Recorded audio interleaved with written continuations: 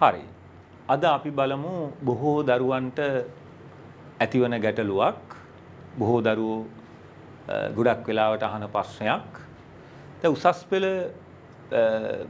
ගිණුම් කරන ප්‍රශ්න පත්‍රයේ බොහෝ අවුරුදු වල එනවා ගිණුම් කීපයක් වර්ගීකරණය කරන්න. අපි ගිණුම් වර්ග ලෙජරයක් තුල තියෙන ප්‍රධාන වශයෙන් කොටස් පහකට බෙදා ගන්නවා. වත්කම්, වගකීම්, හිමිකම්, ආදායම්, වියදම් කියලා. එතකොට එතනදී ගිණුම් වර්ග කරද්දී ගොඩක් දරුවන්ට එන ගැටලුවක් තමයි මේ ගැනුම් ගිණුම මොන වර්ගයේ ගිණුමක්ද කියන එක. අපි සාමාන්‍යයෙන් ගැළපීම් සංකල්පය අනුව බැලුවත් භාණ්ඩ තොගයක් මිලට ගත් අවස්ථාවේ වියදමක් නෙමෙයි. භාණ්ඩ තොගයක් වියදම් බවට හඳුන ගන්න පුළුවන් ඒ තොගය ආදායම උපයන්න දායක වූ අවස්ථාවේ. ඒ කියන්නේ විකුණුවට පස්සේ. තොග ප්‍රමිතිය අනුව ගත්තත් අපි මිලට ගත් තොගය වියදම් කියලා කියන්නේ නැහැ. විකුණුව තොගයේ පිරිවැය තමයි වියදම් කියලා කියන්නේ. එතකොට මේ ගැනුම් ගිණුම මොන ගිණුමක්ද කියන ප්‍රශ්නේ දරුවන්ට පැන නගිනවා. අපි මේ ගැනුම් ගිණුම තොග වාර්තා කිරීම සඳහා පාවිච්චි කරන්නේ කාලච්ඡේද ක්‍රමයේදී. අපි තොගවල වෙනස් වීම වාර්තා කරනවා කාලච්ඡේද ක්‍රමයේ සහ අඛණ්ඩ ක්‍රමයේ කියලා ක්‍රම දෙකකට. ඒත් උසස් පෙළ මට්ටමේදී අපි පාවිච්චි කරන්නේ කාලච්ඡේද ක්‍රමය.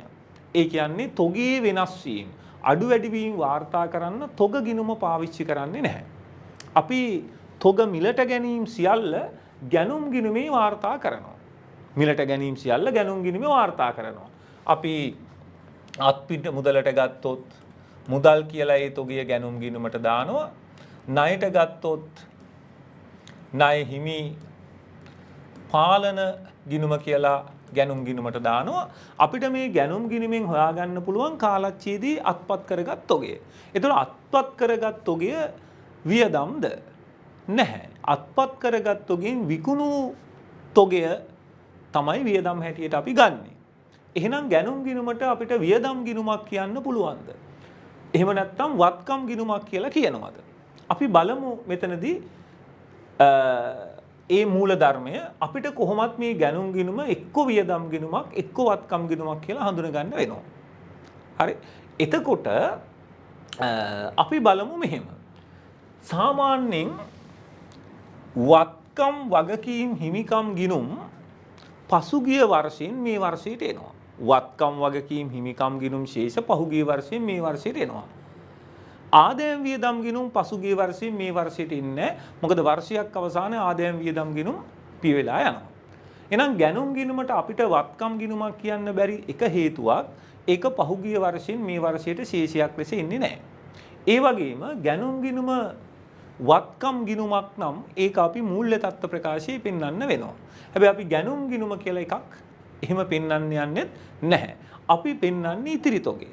ඒ කියන්නේ මේ මිලට ගත් තොග වලින් ඉතිරි තොගය. මේ මිලට ගත් තොග වලින් බොහෝ තොග අපි කාලච්ඡේදයේ විකුණනවා. එහෙනම් අපි මේකට වියදම් ගිණුමක් කියන්නේ කොහොමද? මේ ගැනුම් ගිණුම පාවිච්චි කරලා අපි ගිණුම් කාලච්ඡේදයක් අවසානයේ විකුණුම් පිරිවැය කියන ප්‍රධාන වියදම ගණනය කරගන්නවා. මේ ගැනුම් ගිණුම වැරදුනොත් වරදින්නේ වත්කමක් නෙමෙයි. ගැනුම් ගිණුම වැරදුනොත් වරදින්නේ අවසාන තොගය නෙමෙයි. මොකද අපි මේ කාලච්ඡේද ක්‍රමයේදී අවසාන තොගය ගණනය කරගන්නේ ගබඩාවේ භෞතිකව තියෙන තොගය අරගෙන. ඒ නිසා අපි කාලච්ඡේදයක් අවසානයේ කාලච්ඡේදයේ ආරම්භක තොග ගිණුමින් ආරම්භක තොගය ලබාගෙන මේ ගැනුම් ගිණුමේ ශේෂය එකතු කරලා ගැනුම් පිරිවැය අපි ආරම්භක තොගයට එකතු කරලා අවසාන තොගය අඩු කරලා විකුණුම් පිරිවැය සොයා ගැනීම කරනවා. මේ විකුණුම් පිරිවැය කියන්නේ ව්‍යාපාරික වියදම්. එතනින් නිරූපණය වෙන්නේ වියදම් බවට පත් වූ තොගය. මේ ගැනුම් ගිණුම වැරදුනොත් වරදින්නේ විකුණුම් පිරිවැය. ගැනුම් ගිණුම වැරදුනොත් අවසාන තොගය වරදින්නේ නැහැ. වත්කමක් වරදින්නේ නැහැ. ඒ නිසා මේ ගැනුම් ගිණුම වඩාත් හොඳ අපි වර්ගීකරණය කරද්දී වියදම් ගිණුමක් කියලා කියන එක.